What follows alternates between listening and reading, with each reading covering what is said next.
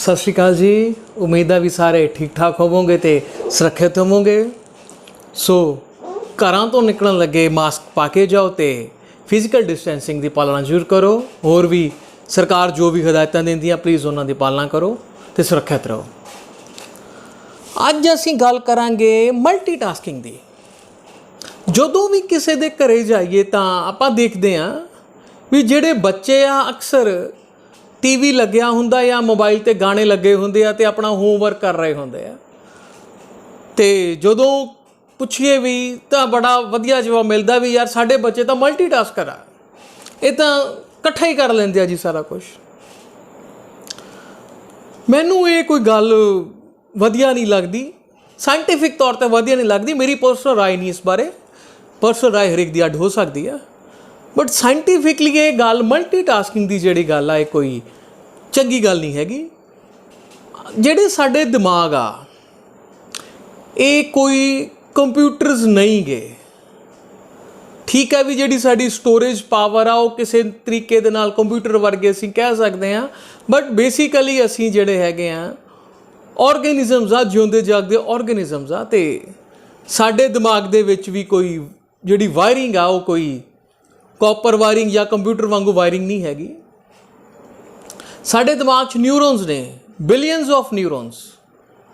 ये billions of neurons रल के ही आपस कनैक्शन बना के ही जिहड़ा साडा माइंड बनाउंदे आ। जिहड़ा ब्रेन तो माइंड बनदा वो सारा इन्हां न्यूरोन्स की एक्टिविटीज़ करके बनदा। सारियां जिहड़ियां सेंसिस तो जिहड़ा भी डाटा जांदा वा वो जिहड़ा साडा ब्रेन च जदों जांदा सारा डाटा तो साडा ब्रेन सारे नूं कंपाइल करके साडा माइंड बनांदा वा।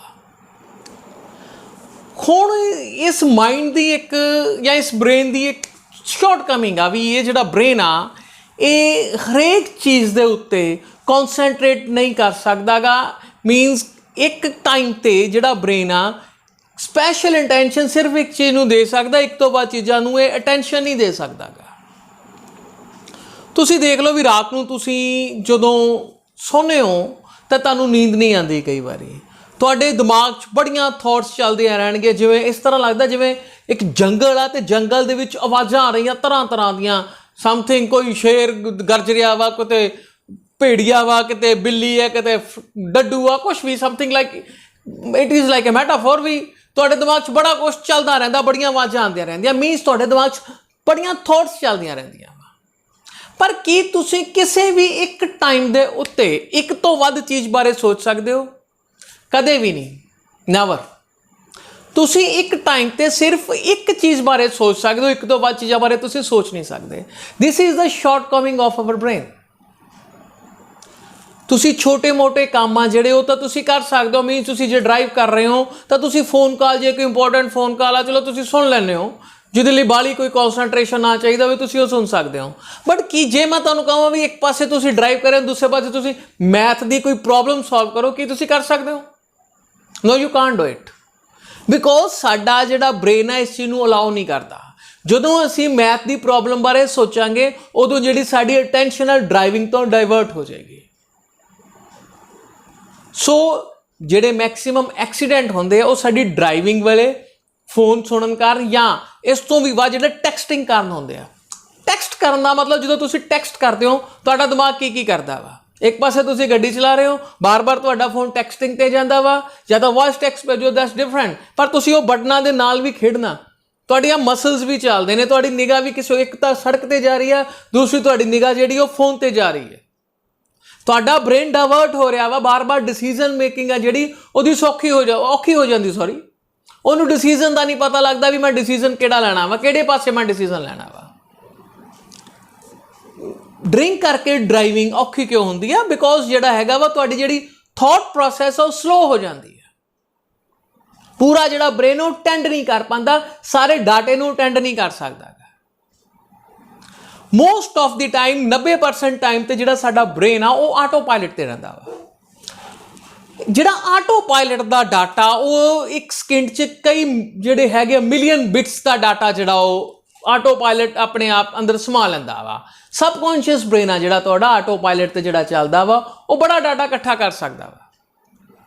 ਪਰ ਜਿਹੜਾ ਸਾਡਾ ਪਾਇਲਟ ਬ੍ਰੇਨ ਆ, ਜਿਹੜਾ ਸਾਡਾ ਧਿਆਨ ਦੇਣ ਵਾਲਾ ਬ੍ਰੇਨ ਆ, ਉਹ ਸਿਰਫ 25 ਤੋਂ ਲੈ ਕੇ 30 ਬਿਟਸ ਤੱਕ ਜਿਹੜਾ ਹੈਗਾ ਪਰ ਸੈਕਿੰਡ ਜਿਹੜਾ ਡਾਟਾ ਉਹ ਸਿਰਫ ਆਪਣੇ ਆਪ ਸਮਾ ਸਕਦਾ ਤੇ ਉਹਦਾ ਕੋਈ ਮੀਨਿੰਗ ਕੱਢ ਸਕਦਾ ਵਾ।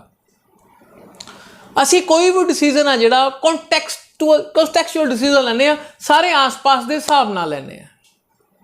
ਜਦੋਂ ਕਿ ਸ਼ਾਪਿੰਗ ਡਿਸੀਜ਼ਨ ਲੈਣਾ ਵਾ ਜਾਂ ਮੈਂ ਕੋਈ ਹੋਰ ਡਿਸੀਜ਼ਨ ਲੈਣਾ ਜਿਹਦੇ 'ਚ ਮੈਮਰੀ ਦੀ ਕੰਮ ਆਉਂਦੀ ਹੈ।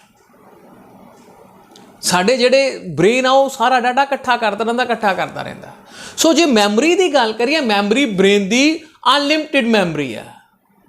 ਜੇ ਤੁਸੀਂ 1 ਮਿਲੀਅਨ ਬੁੱਕਸ ਜਿਹੜੀਆਂ 1000 ਪੇਜ ਦੀਆਂ ਹੋਣ ਪੜ੍ਹ ਲਓਗੇ, ਓਨੀ ਮੈਮਰੀ ਤੁਹਾਡੀ ਬ੍ਰੇਨ ਦੀ ਹੈਗੀ ਆ। ਬਟ ਇੱਥੇ ਗੱਲ ਮੈਮਰੀ ਦੀ ਨਹੀਂ, ਇੱਥੇ ਗੱਲ ਅਟੈਂਸ਼ਨ ਦੀ ਚੱਲ ਰਹੀ ਆ।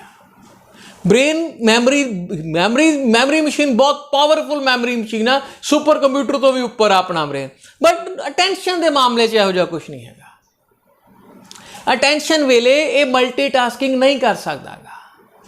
ਸੋ ਮੇਰੇ ਕਹਿਣ ਦਾ ਭਾਵ ਆ ਵੀ ਜਦੋਂ ਬੱਚੇ ਉਹਨਾਂ ਨੂੰ ਪੜ੍ਹਨਾ ਤਾਂ ਉਹਨਾਂ ਨੂੰ ਪਲੀਜ਼ ਕਹੋ ਵੀ ਬੇਟਾ ਜਿਹੜੀ ਇਹ ਚੀਜ਼ ਆ ਇਹ ਗਲਤ ਆ, ਇਹਨੂੰ ਸਾਈਡ ਤੇ ਰੱਖੋ। ਟੀਵੀ ਦੇਖਣ ਦਾ ਟਾਈਮ ਆ ਤੁਹਾਡਾ, ਤੁਸੀਂ ਬਾਅਦ 'ਚ ਟੀਵੀ ਦੇਖ ਸਕਦੇ ਹੋ। ਮੋਬਾਈਲ ਨਾਲ ਤੁਸੀਂ ਖੇਡੋ ਕੋਈ ਗੱਲ ਨਹੀਂ, ਬਟ ਉਸ ਟਾਈਮ ਪੜ੍ਹ ਨਹੀਂ ਸਕਦੇ। ਜਿਹੜੀਆਂ ਮੈਮਰੀਜ਼ ਆ ਉਹਦੇ ਵਿੱਚ ਪਤਾ ਨਹੀਂ ਕੀ ਐਡ ਹੋਣਾ ਉਸ ਟਾਈਮ। ਤੁਸੀਂ ਸੌਂਗਸ ਸੁਣ ਰਹੇ ਹੋ, ਕਿਤੇ ਨਾ ਕਿਤੇ ਜਿਹੜੇ ਉਹ ਸੌਂਗਸ ਆ ਪਿੱਛੇ ਆਪਣੇ ਕੰਟੈਕਸਟ 'ਚ ਕੁਛ ਨਾ ਕੁਛ ਹੋਰ ਕਰ ਰਹੇ ਆ। ਕਿਸੇ ਵੀ ਆਰਟਿਸਟ ਦਾ ਤੁਸੀਂ ਸੌਂਗ ਸੁਣ ਰਹੇ ਹੋ, ਤੁਹਾਨੂੰ ਆਰਟਿਸਟ ਦਾ ਨਾਮ ਪਤਾ, ਤਾਂ ਤੁਹਾਡਾ ਬ੍ਰੇਨ 'ਚ ਜਿਹੜੀ ਉਹ ਮੈਮਰੀਜ਼ ਉਹ ਆਰਟਿਸਟ ਦੇ ਨਾਲ ਜੁੜੂਗੀ। ਚੰਗੀਆਂ ਮੈਮਰੀਜ਼ ਹੋਣ ਜਾਂ ਕੋਈ ਹੋਰ ਮੈਮਰੀਜ਼ ਹੋਣ, ਉਹ ਸਾਰੀਆਂ ਮੈਮਰੀਜ਼ ਜੁੜਦੀਆਂ ਰਹਿੰਦੀਆਂ ਵਿਦਆਊਟ ਉਹ ਕੌਨਸ਼ੀਅਸ ਤੁਹਾਨੂੰ ਪਤਾ ਲੱਗੇ। ਕੌਨਸ਼ੀਅਸਲੀ ਤੁਸੀਂ ਕੀ ਯਾਦ ਕਰ ਰਹੇ ਹੋ, ਕੌਨਸ਼ੀਅਸਲੀ ਤੁਸੀਂ ਆਪਣੇ ਕੁਐਸਚਨ ਯਾਦ ਕਰ ਰਹੇ ਹੋ, ਤੁਸੀਂ ਪੜ੍ਹ ਰਹੇ ਹੋ, ਪਰ ਨਾਲ ਦੀ ਨਾਲ ਸਬਕੌਂਸ਼ੀਅਸਲੀ ਕੁਛ ਹੋਰ ਹੀ ਚਲੀ ਜਾਂਦਾ ਤੁਹਾਡੇ ਦਿਮਾਗ 'ਚ। ਸੋ ਮੈਮਰੀ ਜਦੋਂ ਕੰਸੋਲੀਡੇਟ ਹੋਣਗੇ ਉਹ ਮਿਕਸਅਪ ਹੋ ਜਾਂਦਾ ਸਾਰਾ ਕੁਝ। ਸੋ ਇਸ ਮਿਕਸਿੰਗ ਨੂੰ ਰੋਕਣ ਲਈ ਜਿਹੜੀ ਹੈਗੀ ਮਲਟੀਟਾਸਕਿੰਗ ਬਿਲਕੁਲ ਨਾ ਕਰੋ। ਹਾਂ, ਇੱਕ ਛੋਟੀ ਜਿਹੀ ਹੋਰ ਗੱਲ ਹੈ ਵੀ women are a bit better multitaskers, but ਇਹ ਨਹੀਂ ਹੈਗਾ ਮਤਲਬ ਵੀ ਉਹਨਾਂ ਨੂੰ ਮਲਟੀਟਾਸਕਿੰਗ ਕਰਨੀ ਚਾਹੀਦੀ ਆ। ਠੀਕ ਹੈ, ਉਹ ਰਸੋਈ 'ਚ ਮਲਟੀਟਾਸਕਿੰਗ ਕਰ ਲੈਣ, ਕੋਈ ਗੱਲ ਨਹੀਂ, ਕੋਈ ਪ੍ਰੋਬਲਮ ਨਹੀਂ ਹੈਗੀ। ਬਟ ਡਿਊਰਿੰਗ ਡਰਾਈਵਿੰਗ ਤੇ ਬੱਚਿਆਂ ਨੂੰ, ਸਪੈਸ਼ਲ ਬੱਚਿਆਂ ਨੂੰ ਜਿਹੜੀਆਂ ਪੜ੍ਹਦੀਆਂ ਨੇ, ਸਾਰਿਆਂ ਨੂੰ ਡੂ ਨਾਟ ਡੂ ਮਲਟੀਟਾਸਕਿੰਗ। ਇੱਕ ਚੀਜ਼ ਬਾਰੇ ਕਨਸੈਂਟਰੇਸ਼ਨ, ਅਟੈਂਸ਼ਨ ਆਪਣੀ ਸਾਰੀ ਇੱਕ ਪਾਸੇ ਡਿਵਰਟ ਕਰੋ।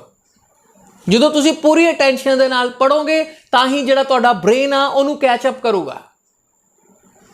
ਜਿਹੜੀ ਪਾਇਲਟ ਮੈਮਰੀ ਆ ਉਹ 7 ਤੋਂ 8 ਆਈਟਮ ਜਾਂ ਈਵਨ ਕੀ ਹੁਣ ਤਾਂ ਅੱਜ ਕੱਲ੍ਹ ਚੱਲ ਰਿਹਾ ਵੀ 4 ਤੋਂ 5 ਆਈਟਮਾਂ ਜਿਹੜੀਆਂ ਉਹ ਸਟੋਰ ਕਰ ਸਕਦਾ ਵਾ। ਸ਼ਾਰਟਰ ਮੈਮਰੀ ਜਿਹੜੀ ਕਹਿੰਦੇ ਵੈਰੀ ਸ਼ਾਰਟਰ ਮੈਮਰੀ, ਉਹ 4 ਜਾਂ 5 ਆਈਟਮਸ ਹੀ ਸਟੋਰ ਕਰ ਸਕਦਾ ਵਾ।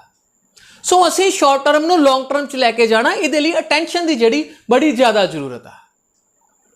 ਸੋ ਬੱਚਿਆਂ ਨੂੰ ਇਹ ਸਮਝਾਓ ਵੀ ਪੜ੍ਹਨ ਵੇਲੇ ਸਿਰਫ ਪੜ੍ਹਾਈ ਕੀਤੀ ਜਾਵੇ। ਹਾਂ, ਇੱਕ ਦਿਨ ਪਹਿਲਾਂ ਵੀ ਮੈਂ ਗੱਲ ਕੀਤੀ ਸੀ, ਆਸ-ਪਾਸ ਜਿਹੜਾ ਹੈਗਾ ਮਾਹੌਲ ਕਿਹੋ ਜਿਹਾ ਹੋਵੇ, ਕੀ ਹੋਣਾ ਚਾਹੀਦਾ।